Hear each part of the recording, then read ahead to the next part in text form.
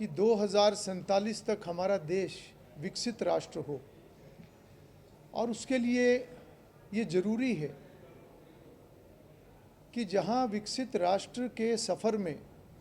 आत्मनिर्भर भारत, उसके लिए हमें काम करना है। साथ ही साथ एक मजबूत विधायिका, एक प्रभावी विधायिका के बिना ये संभव नहीं है, क्योंकि विधायिका के माध्यम से ही जहाँ नीतियों का निर्धारण होता है, कानून का निर्माण होता है, बजट पास होना और सरकार के कार्यों की समीक्षा होती है, वहीं माननीय प्रधानमंत्री जी का ये भी सोचना है कि जनप्रतिनिधियों को की अलर्टनेस के लिए जनप्रतिनिधि और बेहतर तरीके से अपने कार्य करें। उसके लिए जहां एक सार्थक चर्चा की आवश्यकता है, वहीं आम जन के अंदर विधायिका के प्रति जागरूकता अधिक से अधिक हो। उस नाते से बहुत सारे ऐसे अभियान, इसकी शुरुआत भारत की संसद ने की है। हमारे लोकसभा के माननीय अध्यक्ष श्री ओम बिरला जी, जो माननीय प्रधानमंत्री जी के विज़न के अनुरूप उन्होंने बहुत सारे ऐसे इनिशिएटिव्स, नवाचार शुरू किए हैं, जिसका अनुसरण हरियाणा विधानसभा भी कर रही है, जिसमें लोगों के अंदर एक विधायिका के प्रति जागरूकता के नाते कहीं सेमिनार का आयोजन करना, या उसके साथ साथ ऐसे युवा संसद, उसी कड़ी में आज हरियाणा विधानसभा के अंदर हरियाणा युवा संवाद, इसका आयोजन किया गया है, जिसके अंदर लगभग 15 राज्यों से यहाँ पर युवा शामिल हुए हैं। और जिस प्रकार से सदन की कार्रवाई चलती है, जिस प्रकार से एक विधायी प्रक्रियाएं हैं, नियम हैं, उन सब की जानकारी युवाओं को हो, और वो भविष्य में एक जिम्मेवार युवा, एक जिम्मेवार नागरिक हर क्षेत्र में जाते हुए, वो किसी भी क्षेत्र में जाए, परंतु वो एक ऐसे नागरिक, एक सजग नागरिक हों, जिनको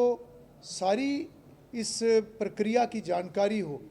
और ऐसे ही युवाओं में से जो भविष्य में जो पॉलिसी मेकर बनेंगे, जो जनप्रतिनिधि बनेंगे, तो इस प्रकार की भावना उनके अंदर हो। उस नाते से, अवेयरनेस के नाते से, जागरूकता के नाते से इस संसद का आयोजन किया गया है, और भविष्य में भी इस प्रकार की कार्रवाई लगातार जारी रहेगी। और हरियाणा विधानसभा ने ये एक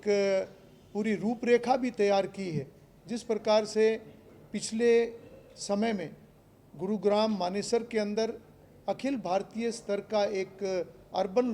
लोकल बॉडीज़ के चेयरपर्सन्स का एक सम्मेलन हुआ था, जो लोकसभा ने उसका आयोजन किया था, जिसकी जिम्मेवारी हरियाणा विधानसभा को मिली थी। निश्चित रूप से हमारी विधायिका, चाहे वो पार्लियामेंट है,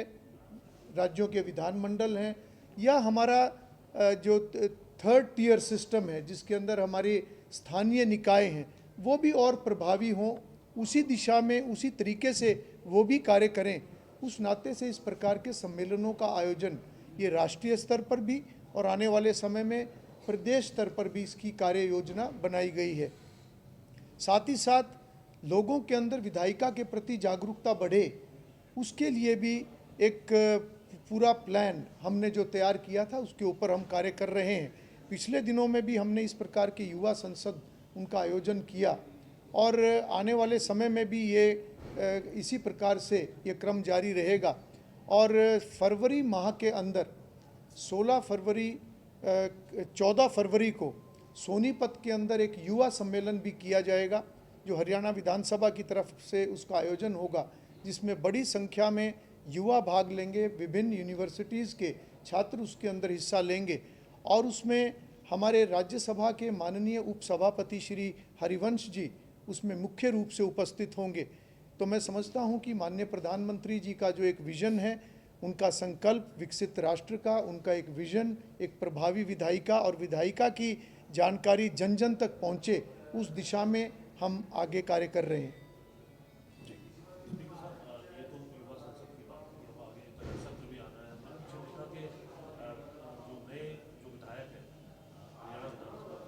काफ़ी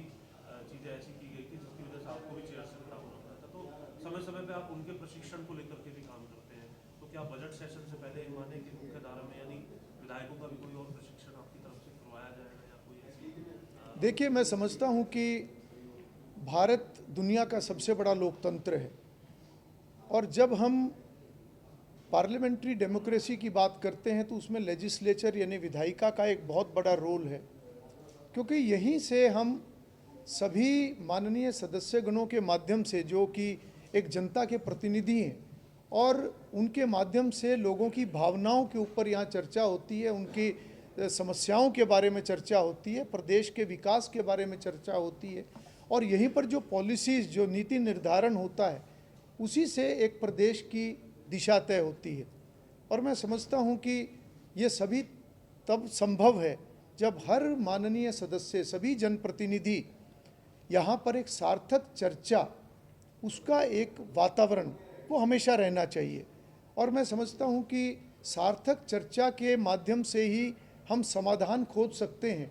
और जितनी चर्चा सार्थक होगी उतने ही अच्छे समाधान होंगे, और सरकार को भी एक स्पष्ट रूप से एक रोड मैप मिलेगा कि किस प्रकार से भावी योजनाएं और किस प्रकार से समय, जो एक आने वाले समय के लिए सरकार, चाहे वो कानून बनाने की बात है, नीतियां निर्धारण करने की बात है, बजट बनाने की बात है, ये सभी कार्य यहीं से होते हैं। और मैं इस बारे में स्पष्ट रूप से कहना चाहूँगा कि सभी माननीय सदस्यों की ये जिम्मेवारी बनती है कि वो खुद को जनता का प्रतिनिधि समझते हुए, क्योंकि असली पावर जो है वो जनता है,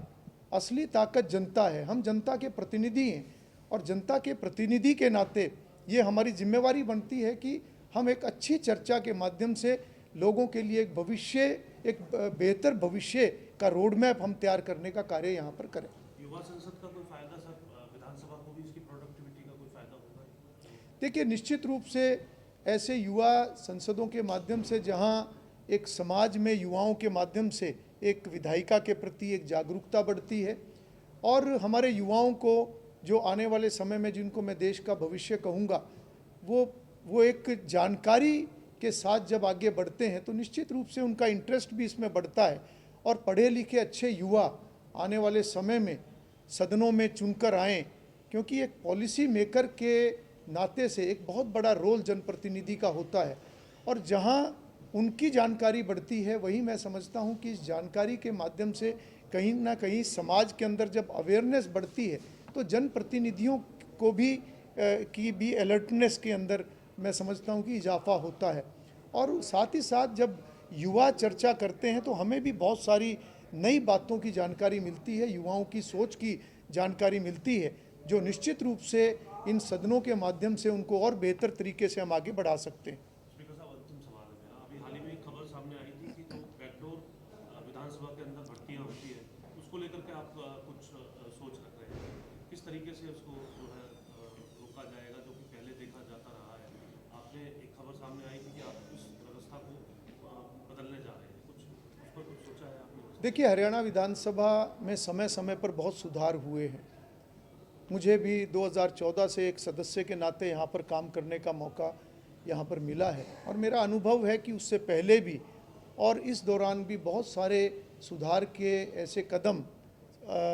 अलग अलग समय में उठाए गए हैं। पिछले एक वर्ष में हमने भी ये प्रयास किया है कि और बेहतर हमारी वर्किंग हो और एफिशिएंटली हम काम कर सकें। उस नाते से हमने भी बहुत सारे कदम उठाए हैं, जहां प्रधानमंत्री जी के विज़न के अनुरूप, जहां माननीय लोकसभा अध्यक्ष श्री ओम बिरला जी के इनिशिएटिव्स को आगे बढ़ाने की बात है, उसके साथ साथ हमारा ये प्रयास है कि हरियाणा विधानसभा का सेक्रेटेरिएट, और जिस प्रकार से कैपेसिटी बिल्डिंग का हमने एक एनुअल प्लान लॉन्च पिछले दिनों में किया था, और वो कैपेसिटी बिल्डिंग ना केवल हमारे सदस्यों की ट्रेनिंग बल्कि हमारे हर कर्मचारी की ट्रेनिंग हो, ताकि वो अपनी कार्य की दक्षता को बढ़ा सकें और एक बेहतर असिस्टेंस हमारे माननीय सदस्यों को वो दे सकें। उस नाते से हमने कदम उठाए हैं। साथ ही हमारे जो सर्विस रूल्स के अंदर भी हमने कुछ अमेंडमेंट्स, हमने प्रस्ताव वो बनाया है, जिस पे हम आने वाले समय में आगे बढ़ेंगे, ताकि एक काम के अंदर और ज़्यादा ट्रांसपेरेंसी भी बढ़े और लिटिगेशन कम हो। और जहाँ ट्रांसपेरेंसी बढ़ती है, निश्चित रूप से वो पारदर्शिता सिस्टम को मजबूत करती है, और सिस्टम और संस्थाएं जितनी मजबूत होंगी निश्चित रूप से उसका लाभ हरियाणा के आमजन को मिलेगा। ऐसा हमारा प्रयास लगातार जारी है। कुछ बताएंगे सर, क्या सर्विस रूल में कि क्या और भर्तियों को लेकर खासतौर से? देखिए क्योंकि सरकार कहती है देखिए वो उसी का हिस्सा है। जब हम पारदर्शिता और ट्रांसपेरेंसी की बात करते हैं तो उसके अंदर सभी ये विषय उसके अंदर कवर होते हैं। बहुत बहुत धन्यवाद सभी का।